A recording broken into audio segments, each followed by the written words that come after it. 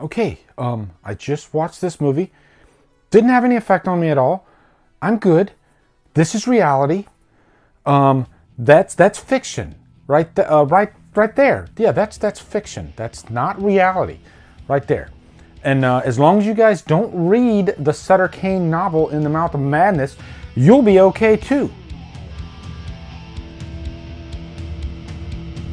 Unless you watch the movie.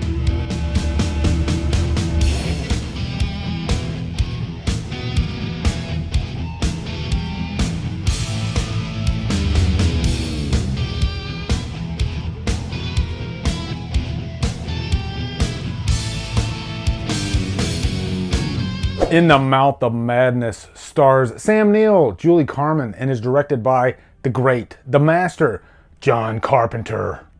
What's up, guys? Exciting day, sort of.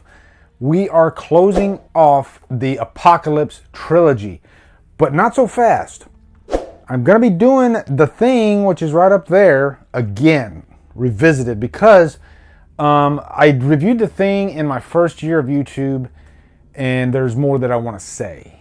And I want to put a little bit more production value into it, and it's one of my favorite films. So yeah, looking forward to revisiting that one. And you can see behind me right there, I got all three movies now. I got Prince of Darkness, which is fantastic, The Thing, and then I got In the Mouth of Madness, which is glorious. And I'm going to tell you why it's glorious here in a minute. But first off, this review is going to be dropped at the same exact time as Cody Leach, and one more, Durban from Durbania. This is my first time watching this one. Cody Leach has seen this before.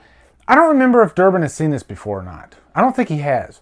So you get three different perspectives. And this is going to be my perspective. And going into this, though, I am a Carpenter fanatic. I haven't seen all of Carpenter's movies. So right away, that discredits me, I know. But what I have seen has made it so that Carpenter is my favorite all-time director. The Fog, Halloween, The Thing. I could go on and on. Prince of Darkness. Yeah, the guy is just a legend. And we're going to be talking about Carpenter in this review too. Also, thank you, Beth S., for this t-shirt. You can see that in that last unboxing that I did. But first off, quick plot synopsis. One thing that's great about this movie is Carpenter loves a good story. Now, I believe this is an H.P. Lovecraft story.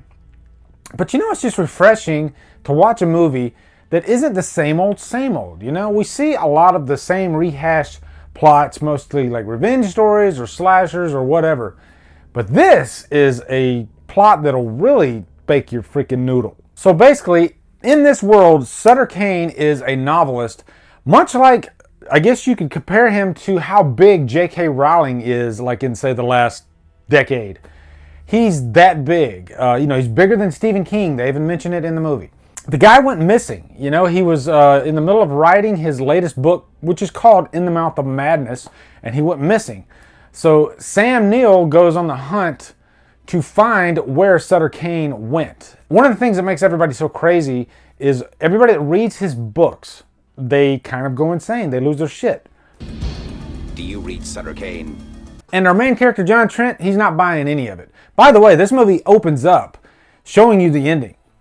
That, you know, John Trent went insane. He was admitted to an insane asylum. And then it goes back and tells the story of how he got there. But the publishing company that puts out Sutter Cane's novels, they're kind of in a panic because they need to find him to get this final book put out. So they send John Trent to go find him, and on the way he ends up in this town called Hobbs End, which doesn't really exist. It's a town that's in the book. But he's able to decipher the puzzle to figure out where Hobbs End is by cutting out a portion of all of Sutter Cane's previous novels. So that leads to a map which takes him to Hobbs End, and then that's when shit really starts getting crazy. Now, first off, let's talk about John Carpenter. I think when John Carpenter put out a lot of these movies like Prince of Darkness, like In the Mouth of Madness back in the 80s and 90s, I think critics didn't quite understand where Carpenter was coming from. They really just looked at, you know, his directorial point of view, the way he moved the camera, and they chalked it up as kind of sensationalism and just a simplicity, I guess, in his approach. But what they didn't know was that Carpenter was way ahead of his time.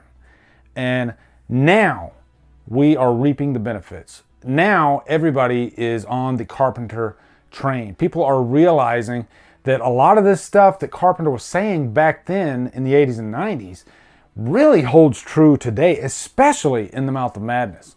You know, it's a look at society and how crazy people get. What I love about it is just the universal themes in these movies. You know, Carpenter doesn't spell it out for you. He just gives you an idea, and you can take that idea and make it into your own.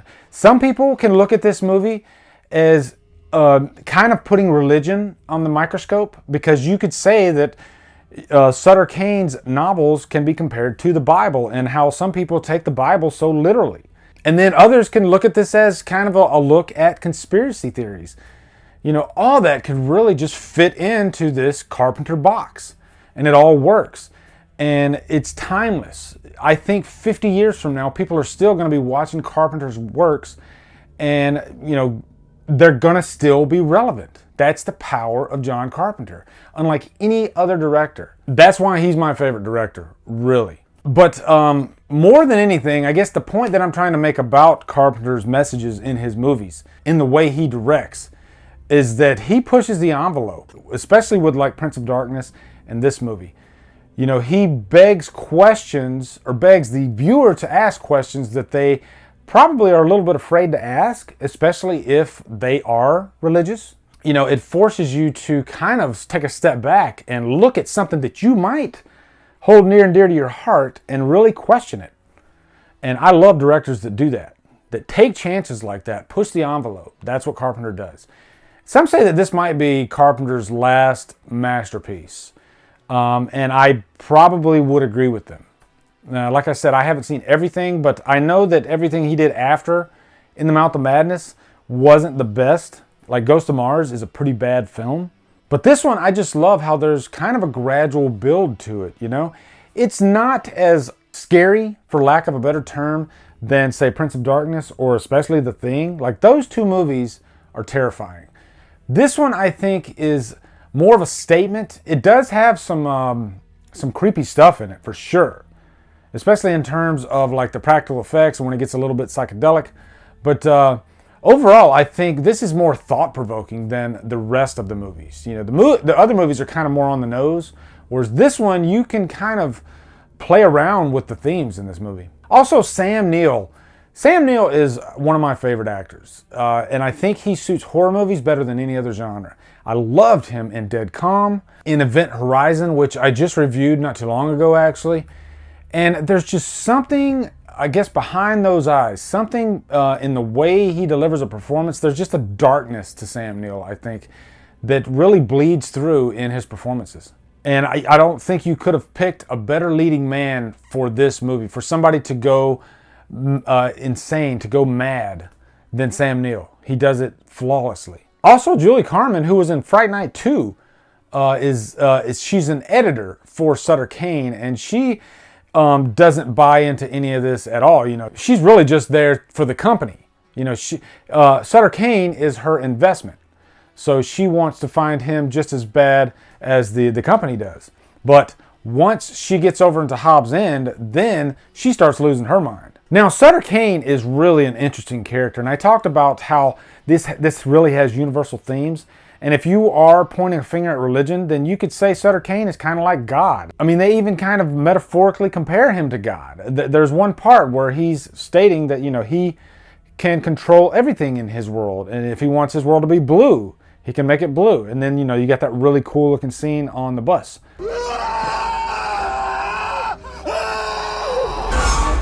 But I love villains that are just a straight up mystery and have a really creepy side to them, which he does.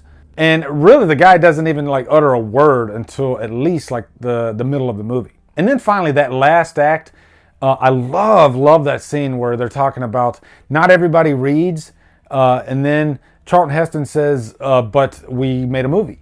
And so that's a good way to get more people. And so then you have John Trent going into this theater, which is such an iconic scene, and he's watching himself on the screen, and he's laughing maniacally. This is funny because this is a scene that I've actually seen in GIFs on the internet, and now I've finally seen it, and it's glorious. Now, if I had to give this movie a con, and it's hard for me to really give this movie a con because I think this is like a perfect trilogy.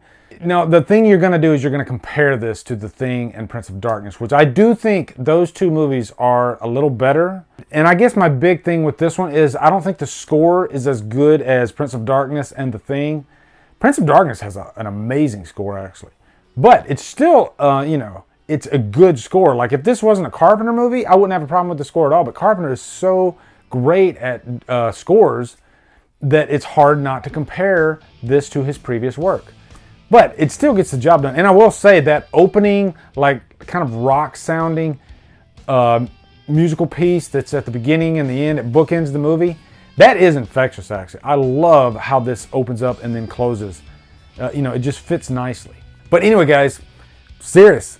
This is a Trapped on an Island. This is a freaking awesome movie. We have a perfect trilogy, the Apocalypse Trilogy, and I'm so glad I've finally seen all these. And Andrew Becker, now you got to find another movie to pester me to watch. But man, I tell you, Andrew Becker, he knows his movies. I mean, Night of the Living Dead is a classic, and this is also a classic. So anyway, guys, be sure to check out Cody Leach's review and Durban from Durbania. Also, post your favorite of the Apocalypse Trilogy in the comments. Looking forward to hearing it. Also, be sure to come over to Killer Flicks, where we talk horror all day and every day. On Fridays, we do Free For All Fridays. If you like what I'm doing, hit that subscribe button. I'd really appreciate it. Anyway, guys, thank you so much for watching. Have a great day. Drumdum out.